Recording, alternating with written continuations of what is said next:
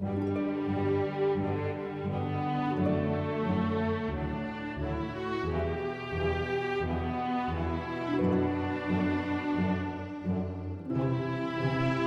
I challenge you now to learn from the examples in the Bible.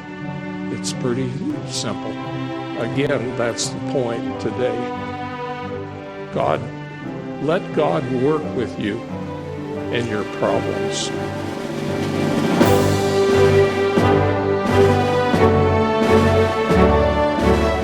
Well, I wanted to do something about and go through Psalms 109, Psalm of David, because it's a little different. It's a lot different. And I tried several avenues, but this is what I came up with.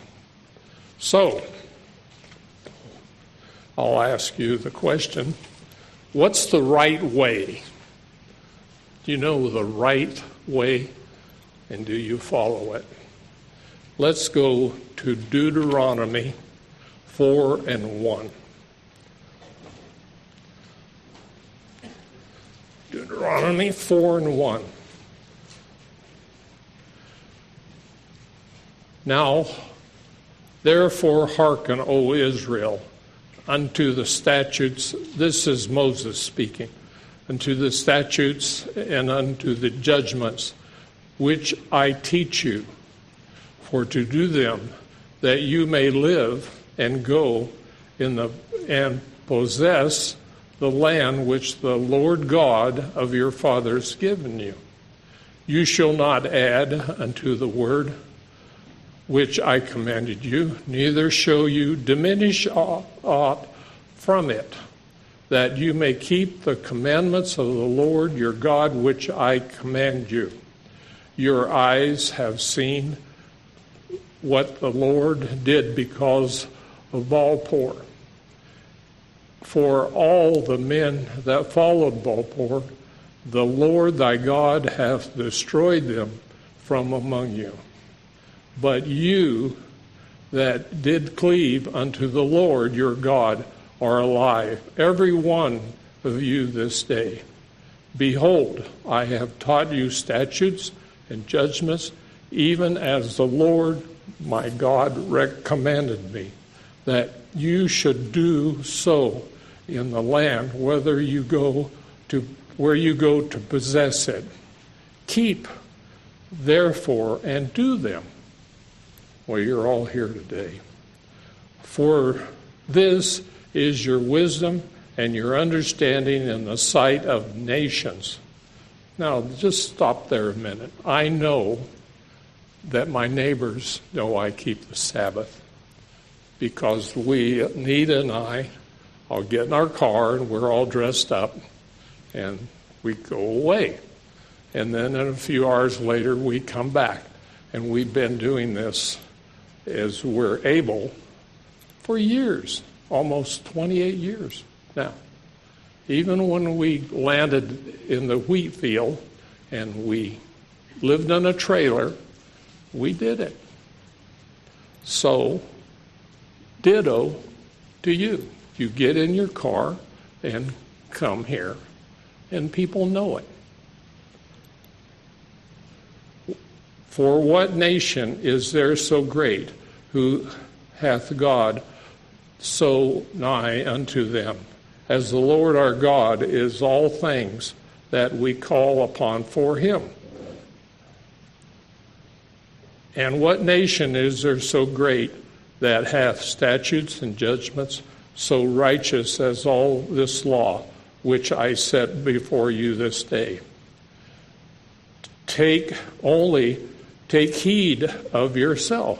So you and me, we think about this. Take heed to thyself and keep your soul diligent, lest you forget the things which mine eyes have seen, and lest they depart from the heart all the days of your life, but teach them to your sons and your sons' sons. So now you know and I know what God wants. Pretty simple. It's keep the statutes and judgments and the laws that are given to us. And we understand that. But I just want to make that clear. And today, I'm going to outline a few stories from the life of David. David is so interesting. And then the scriptures today look at a prayer by David looking to God for judgment. And I'm talking about Psalms 109. But I want to do background of David and give you just a basic of who he is. Let's start in 2 Samuel 5 and 2. 2 Samuel 5 and 2. Also in the past, when Saul was king over us, thou was he that led out and brought in Egypt.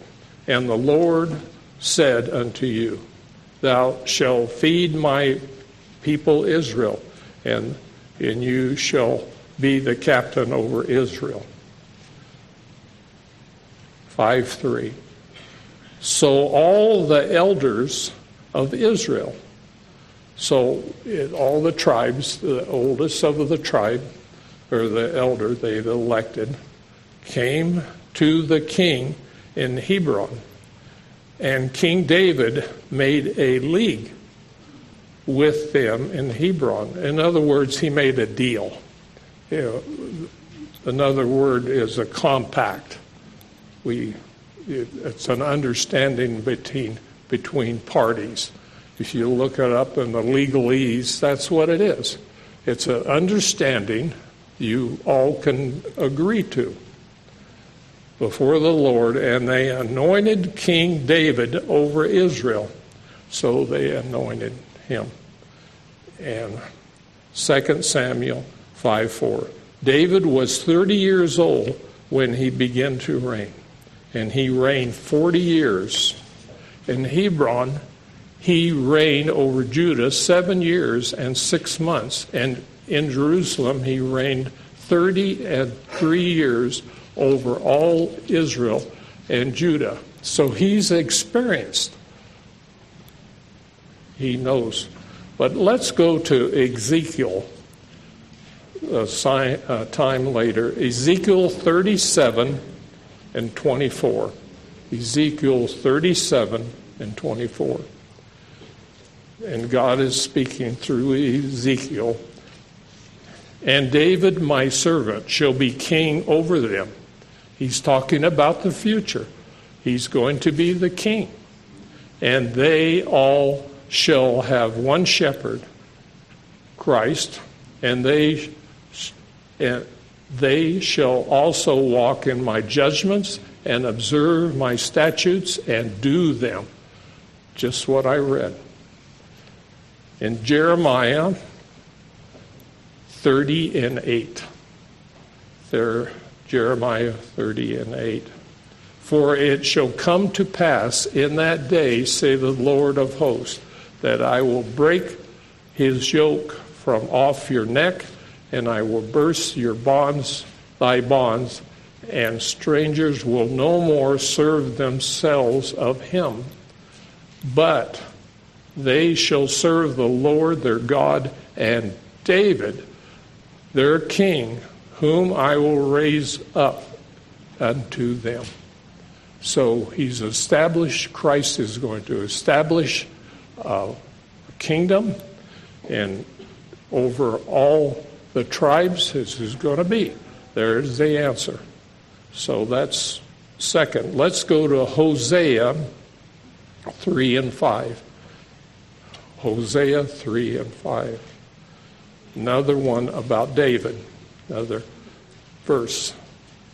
Afterward shall the children of Israel return,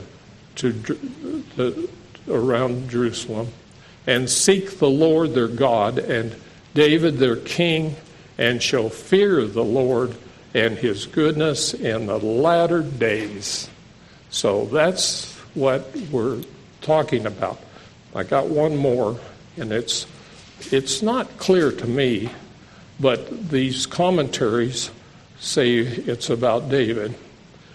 Isaiah 32:1. Isaiah,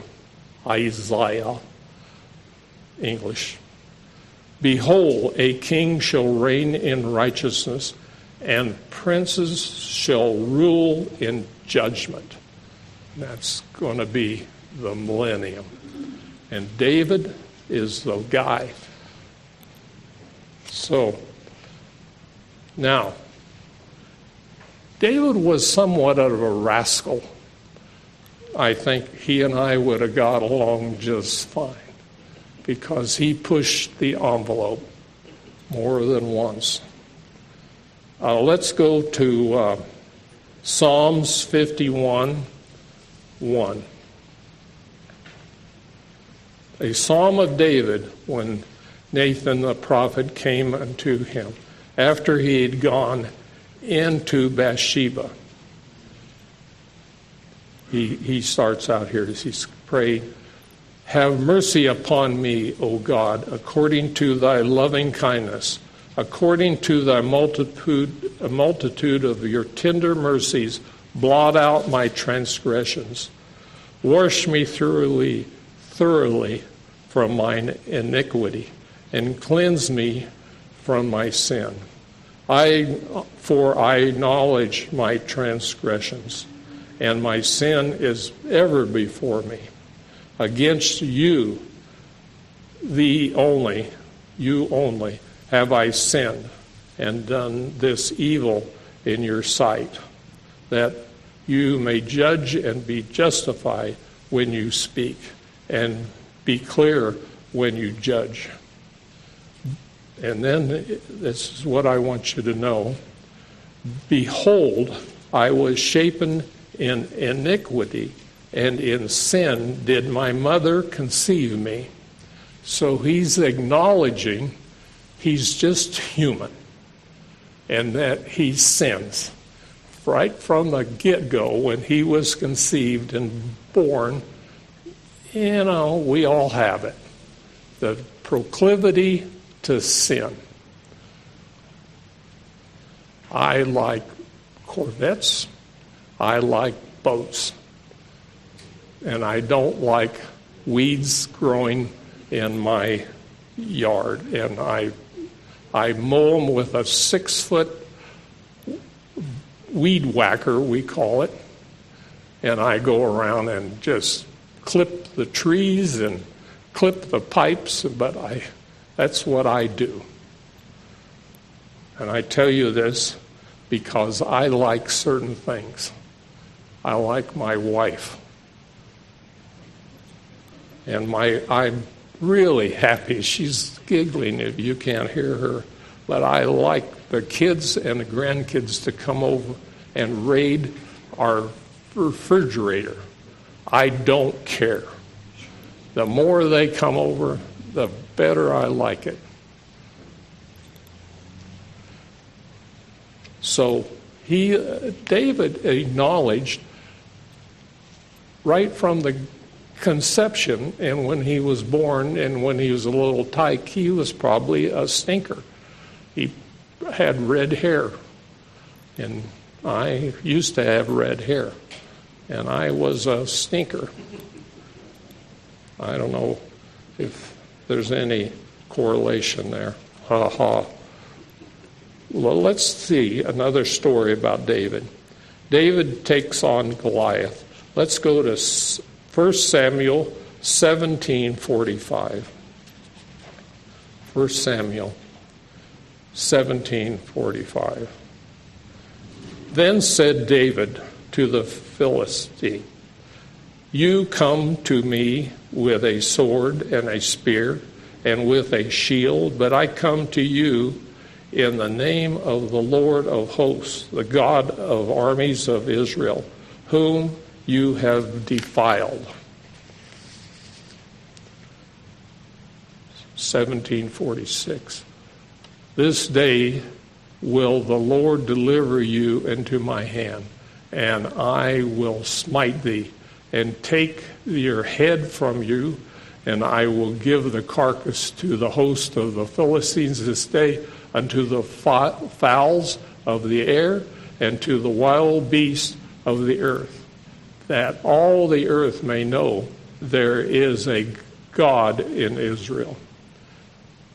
And all this assembly shall know that the Lord saved not with sword or spear, for the battle is the Lord's, and he will give you unto our hands.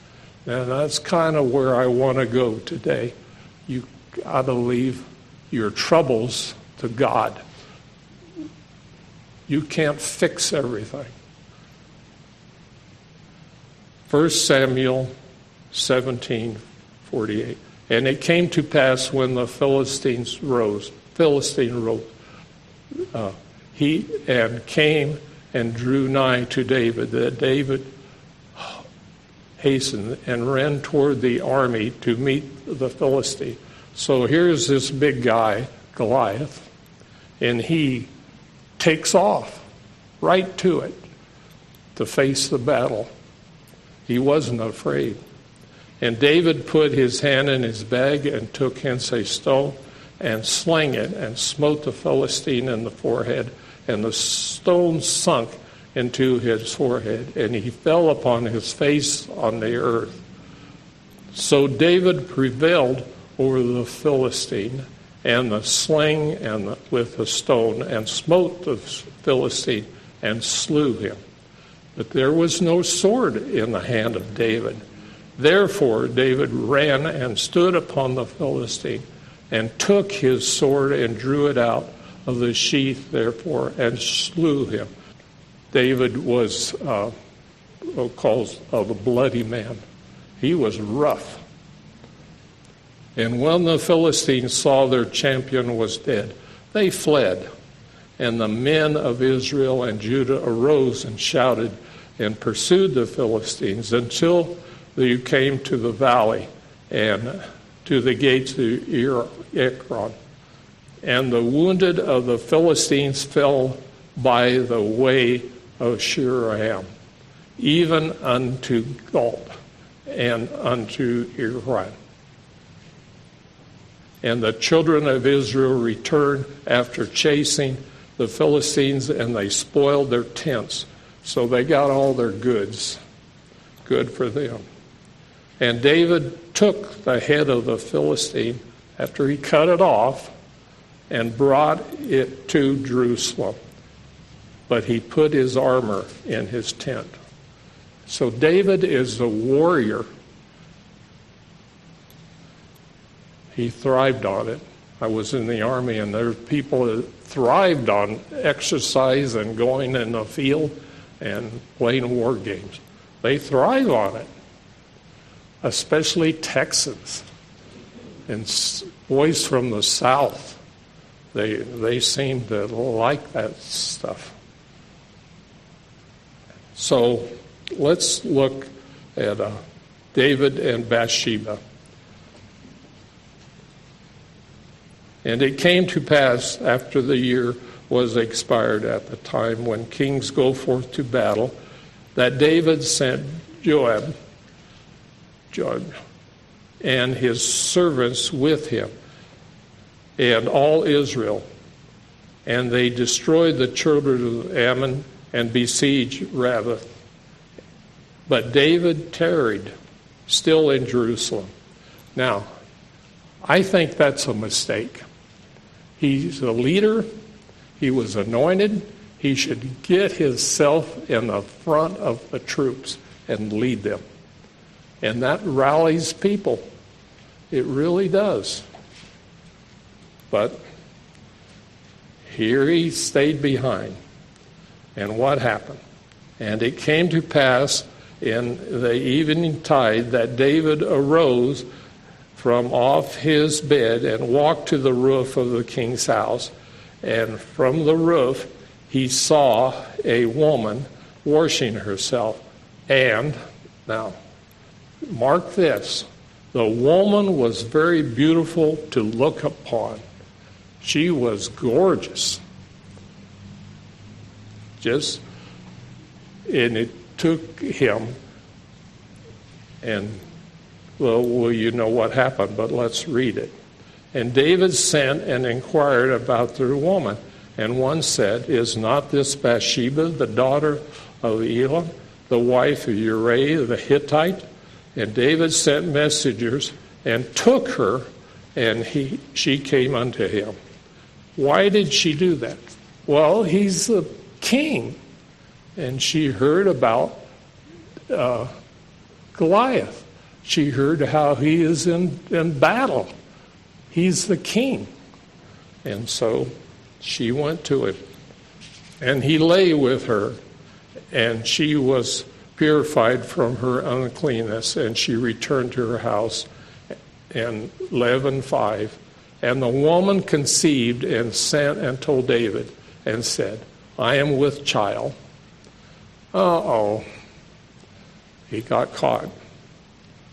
So the question is, what did he do? You know. 2 Samuel 11:15. And he wrote a letter saying, set you, Uriah, in the front of the hottest battles and retire you from him, that he may be smitten and die. That's what he did. He wrote it down to one of his generals and said, well, just put him in the front and he'll get killed and my problem is solved.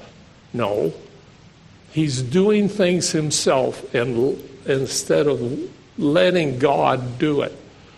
Again, that's the point today. Let God work with you in your problems. And then let's drop down to 11:24. And the shooters shot from off the wall upon the servants, and some of the king's servants be dead. And thy servant Uriah the Hittite is also dead also. So he took an arrow and died.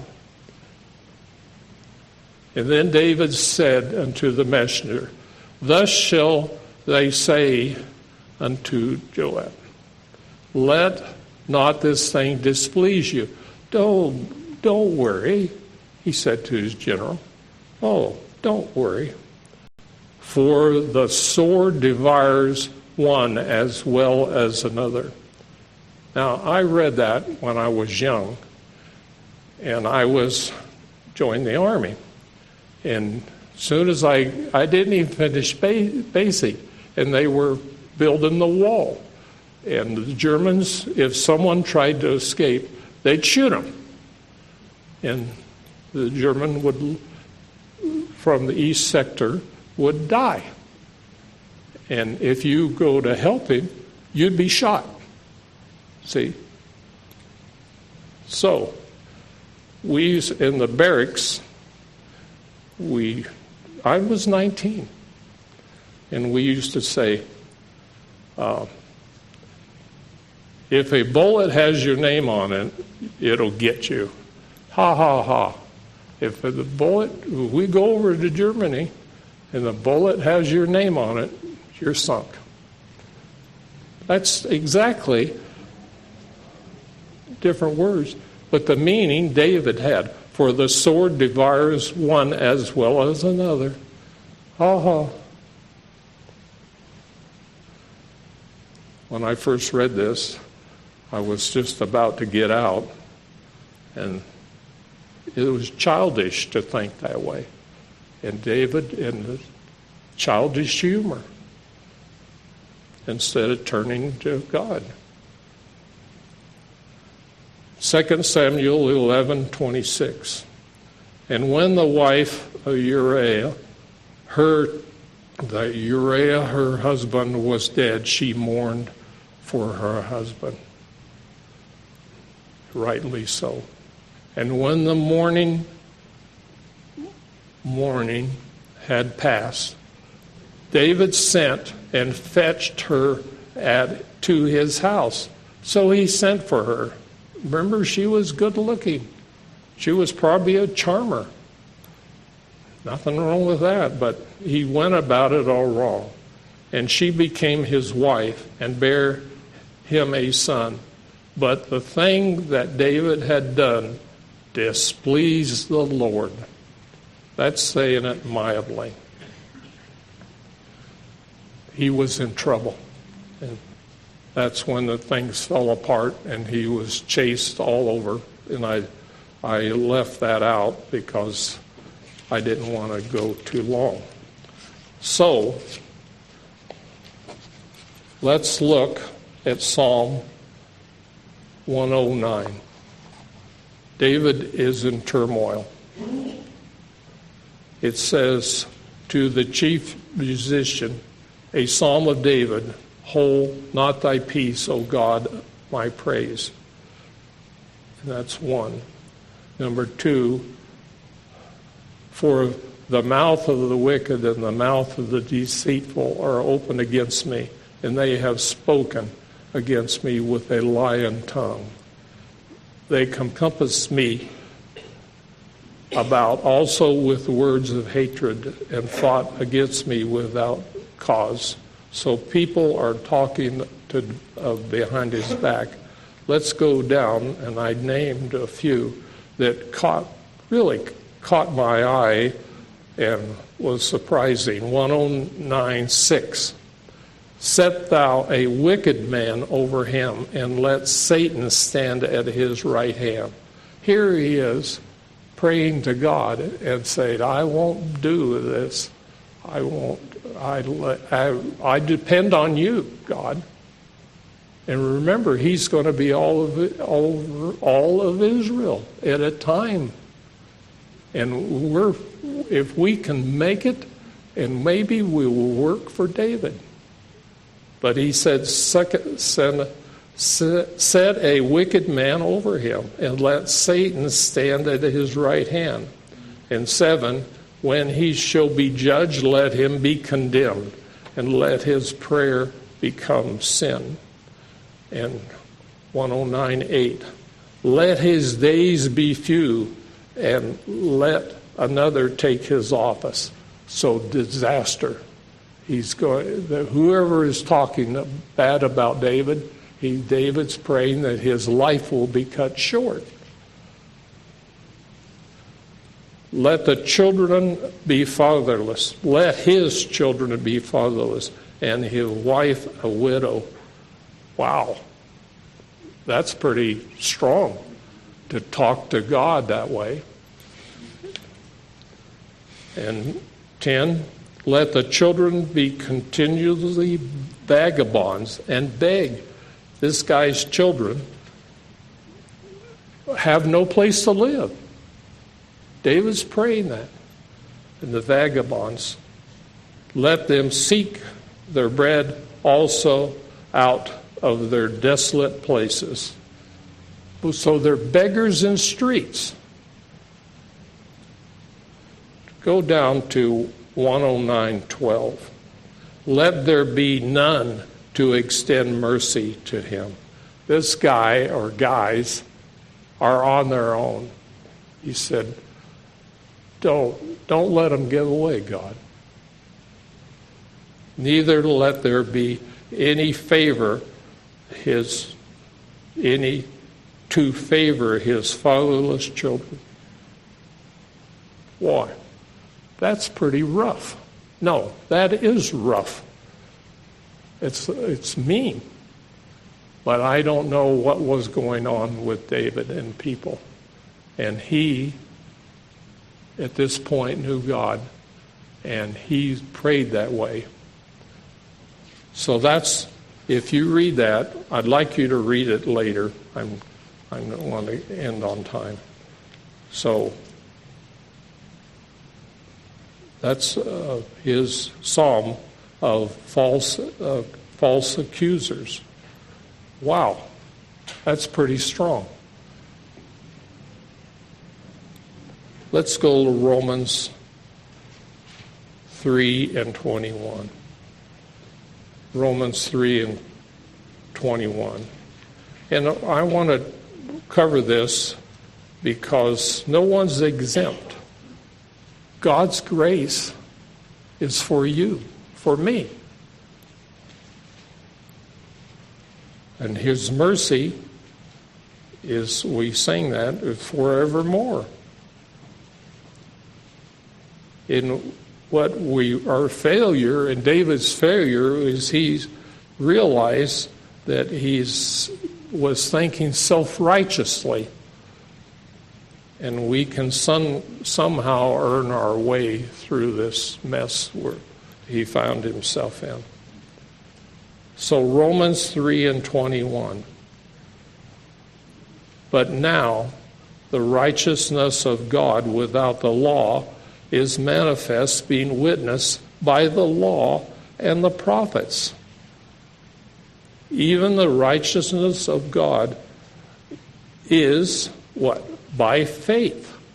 It's by faith.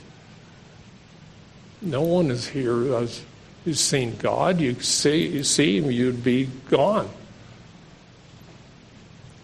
By faith of Jesus Christ, and to all and upon all that believe.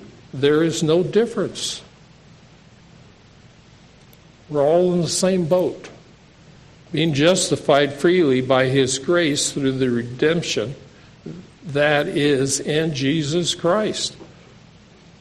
Now, here's the truth. 25. Whom God has set forth to be a propitiation through faith and his. Well, what that word means is an atonement, taking my place for my sin. Christ takes the place of your sin, that you can be atoned and accepted by his blood.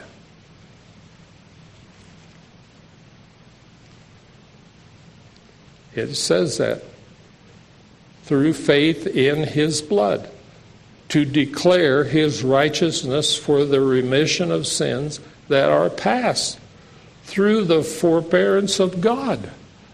So we can talk to God through, why? Because Christ died for us.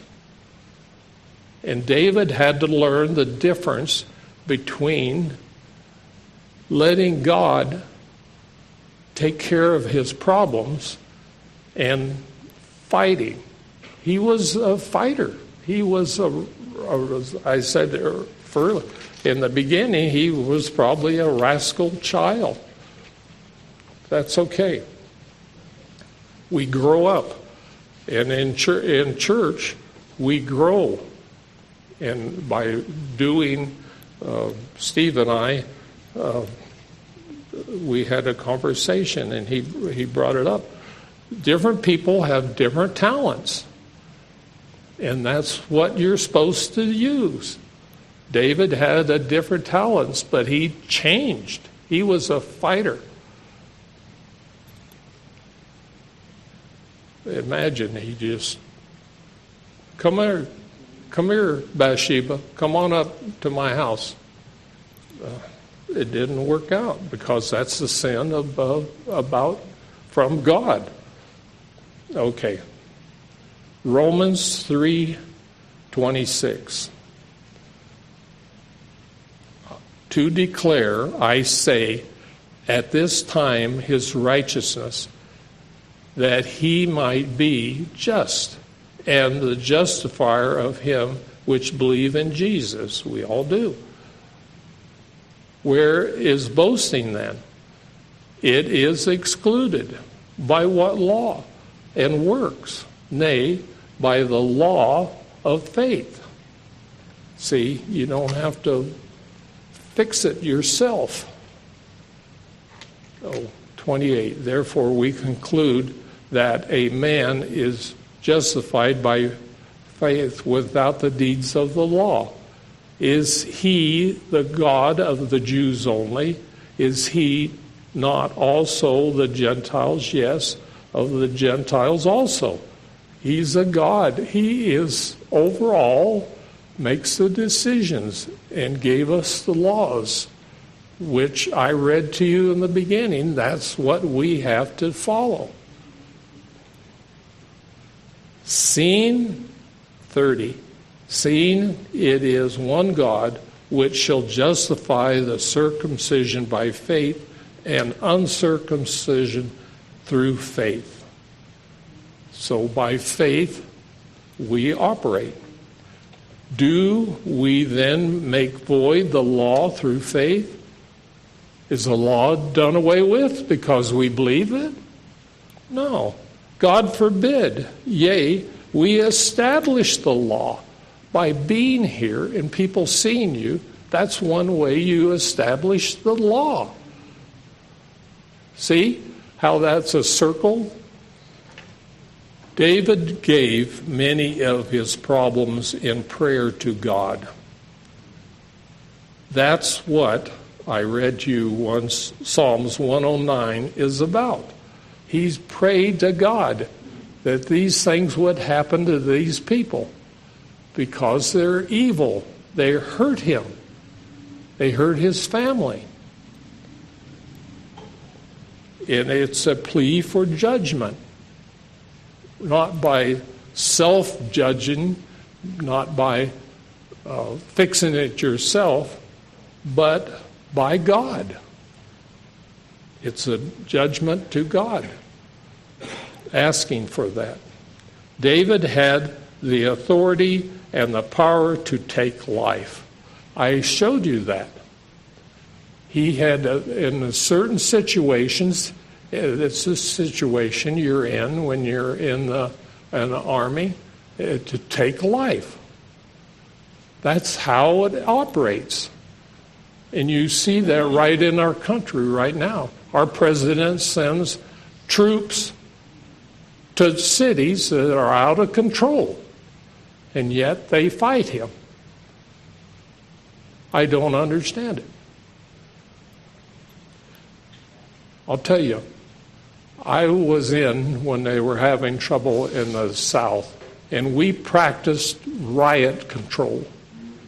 And one way you do riot control is you fix bayonets. And they'll tell you, they told me, if someone gets in your way and doesn't move, you get it? That's how David thought. But he left much in the hands of God in the end. And David, this guy, is going to be what? Over all is Israel. He's going to be king. You see how much he changed? You see the direction? You see the opportunity we have? You can't just sit on your here. We have to be active. And as Steve and I were talking, whatever talent you have, use them. You use them. You're expected to do so. That's not my doctrine. It's Christ. You have to do it. And I challenge you now to learn from the examples in the Bible. It's pretty simple. I don't know how I can make it much simpler, but that's how I tackled that 109, Psalms 109.